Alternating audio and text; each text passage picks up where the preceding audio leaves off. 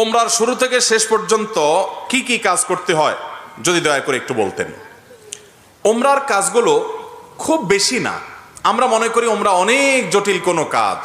ওমরা পারফর্ম করা এটা খুব সহজ একটা কাজ। সর্বপ্রথম কাজ হলো আপনার দেশ থেকে আপনি যখন যাবেন মিকাতে গিয়ে গোসল করে উত্তম রূপে হাতের চুল নখ ইত্যাদি, শরীরের চুল নখ ইত্যাদি থাকলে অবাঞ্ছিত এগুলো কেটে পরিষ্কার হয়ে ফ্রেশ হয়ে গোসল করে এহরামের কাপড়, সেলাই ছাড়া কাপড় পরবেন, পরে লাব্বাইকা উমরাতান নিয়ত করবেন। কারোর পক্ষ থেকে করলে লাব্বাইকা উমরাতান আন অমুক অমুক মনে মনে নিয়ত করলে হবে, জমুকের তরফ থেকে লাব্বাইকা উমরাতান, বাস নিয়ত করে ফেললেন। এরপরে আপনি রওনা দিবেন।